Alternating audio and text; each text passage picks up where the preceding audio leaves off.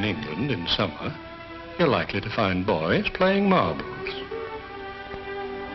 Boys like Tommy Watkins and his friends. Our girls have their own games, of course. Here's Tommy's sister, Joan, and her friends.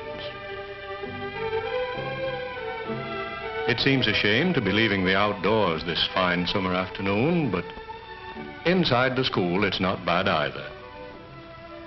We have very pleasant school buildings in our city.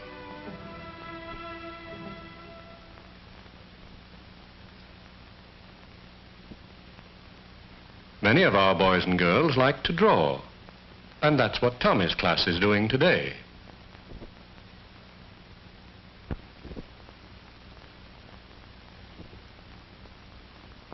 Tommy's pretty good. Today he's drawing a big steamship, like those he sees when he goes to the seaside.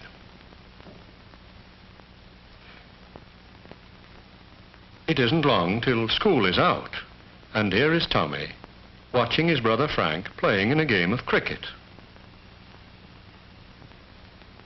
It's Frank's turn to bat. He takes his place at the wicket, waiting for the ball. The bowler bowls a fast one, but Frank makes a hit. Here he goes. That's one run for his team, and that's another. And now Frank's going to bat again. Here's another fast one, but good hit, sir. And he's off again. The fielder fumbles, but he throws the ball back, and the umpire signals Frank out. Too bad, thinks Tommy. But Frank has put up a good show.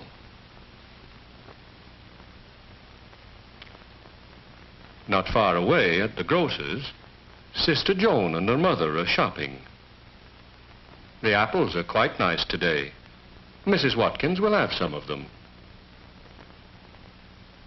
Now that'll cost Mrs. Watkins 1 shilling and 7 pence. There are 12 pennies in a shilling, you know. And Joan gives the grocer 1 shilling, 1 sixpence, and 1 penny. Now, the shopping done, Joan and her mother are off for home. The boys are on their way to meet their father. They're walking along the old city wall, built long ago to protect the city from enemies.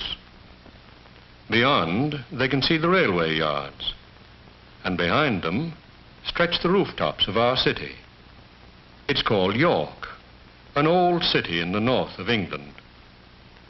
Across the oldest part of the city here below, you can see the towers of York Minster, our cathedral. Now the boys go down to the station, and here comes Father. Mr. Watkins is an engine driver. This afternoon, he's from Scotland.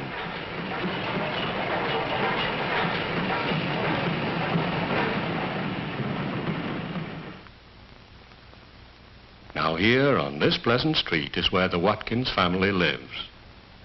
Joan is cutting flowers for the table. She loves to choose and arrange the flowers.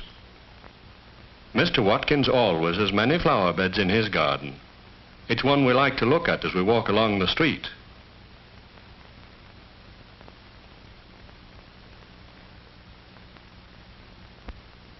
In the kitchen, Mrs. Watkins is buttering thin slices of bread for tea. She has the meal almost ready. Now at the stove, she makes the tea. From the kettle, she pours boiling water over the tea leaves in the pot. And then it's ready for the table.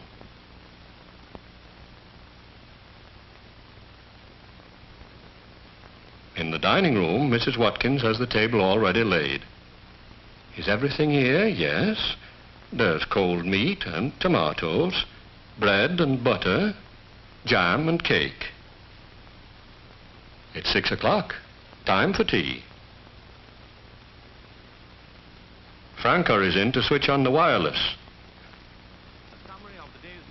But Tommy's eyes are all for the good things they're having to eat. Topics of the moment in the series Talking Sports. Sports Report was edited by Angus Mackay and was introduced by Raymond Glendenning. This is the BBC Light Programme. Next, we present Ted Heath and his music.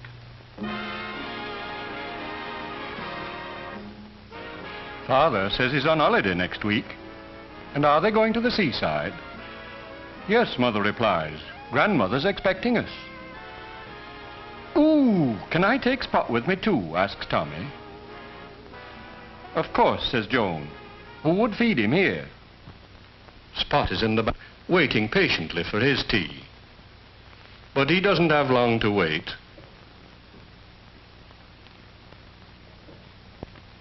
And it doesn't take long for Father to finish tea. He likes to spend the long, warm summer evenings working in the garden. The holiday has come at last. It's a rather grey day, as holidays too often are here in England. But our friends are at the station early, looking forward eagerly to their day at the seaside.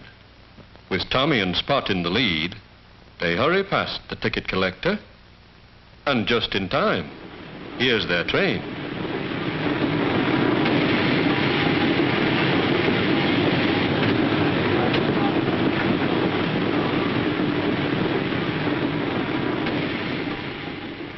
The guard opens the carriage door. Tommy hurries up the steps and down the corridor to find an empty compartment. This compartment will do nicely.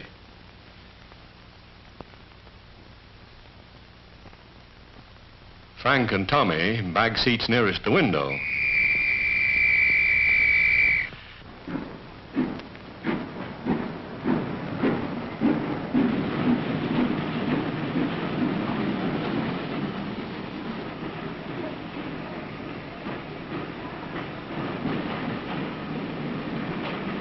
There's a lot to see as they go along. Soon they're racing through our pleasant Yorkshire countryside.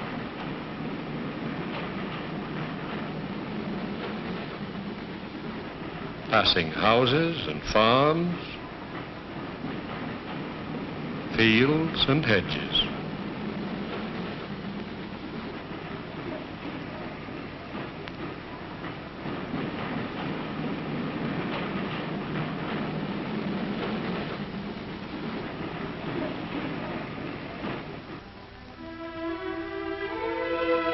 Now here's the harbor at the seaside, and the boys lose no time getting down to see the fishing boats. They've had many happy holiday visits here before, and most of the boats seem like old friends. Every day in good weather, our fishermen sail these boats out to sea for fish. Just now, all the boats are resting here in the harbor. The fishermen are old friends, too. Today, they're mending the big nets that they use to catch the fish. Perhaps later, the boys will get these hardy men to tell exciting stories about their adventures on the sea.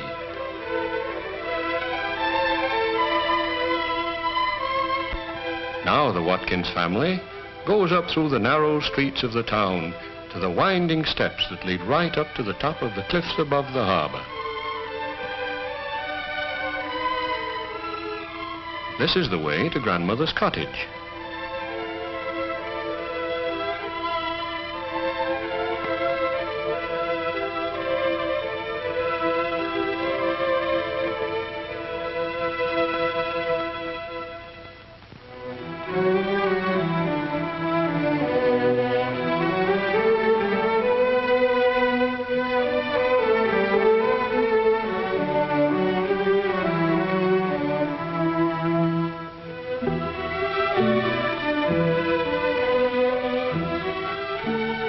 And here is Grandmother's cottage at last.